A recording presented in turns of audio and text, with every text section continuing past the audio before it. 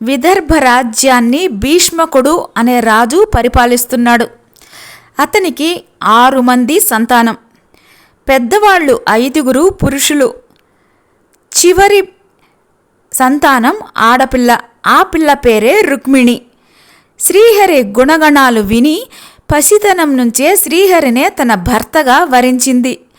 ఇప్పుడు రుక్మిణి యుక్త వయస్కురాలైంది. తండ్రి ఆమె వివాహం గురించి ఆలోచిస్తున్నాడు.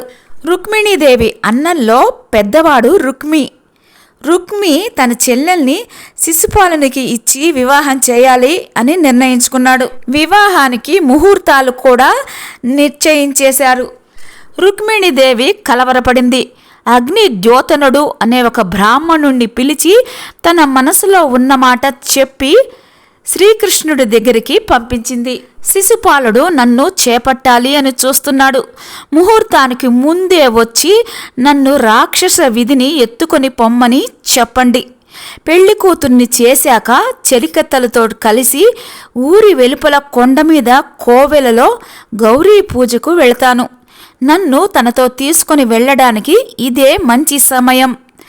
ఆయన వచ్చి నన్ను స్వీకరించని పక్షంలో మరి ఇక నేను ప్రాణాలతో ఉండేది లేదు అని కూడా చెప్పండి అని బ్రాహ్మణుడితోటి చెప్పింది. అగ్ని ద్యోతనుడు ద్వారకకు వెళ్ళాడు. రుక్మిణి చెప్పిన విషయాలన్నీ కృష్ణుడికి వినిపించాడు. అన్నీ విన్న కృష్ణుడు అందంగా నవ్వుతూ, బ్రాహ్మణ వాక్యం నాకెప్పుడు శిరోధార్యమే, తప్పకుండా వస్తాను, మీ రాకుమారిని పాణిగ్రహణం చేస్తాను అని చెప్పాడు. అన్నంత పని చేశాడు శ్రీకృష్ణుడు. గౌరీ పూజకు వెళ్ళి వస్తున్న రుక్మిణిని అందరూ చూస్తుండగానే చేయి అందించి తన రథం మీదకు లాక్కున్నాడు. వాయు వేగంతో ద్వారక వైపు వెళ్ళసాగారు. తేరుకున్న పెళ్లివారు రుక్మిణి కృష్ణుల్ని తరుముకుంటూ వెళ్లారు. కృష్ణుడు ఒంటరిగానే వాళ్ళని అడ్డుకున్నాడు.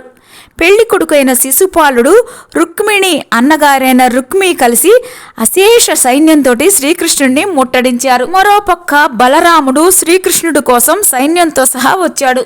బలరామ శ్రీకృష్ణుల విజృంభణతోటి శిశుపాలుడు పారిపోయాడు.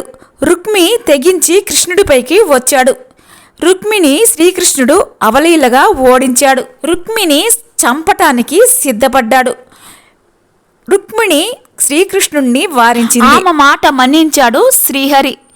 రుక్మి తలను మీసాలను గొరిగి వదిలిపెట్టేశాడు. ద్వారకకు చేరుకొని అక్కడ రుక్మిణిని వివాహం చేసుకున్నాడు. ఈ ఘట్టాన్ని ప్రతిరోజు చదవడం వల్ల ఆటంకాలు తొలగిపోయి త్వరగా వివాహం అవుతుంది.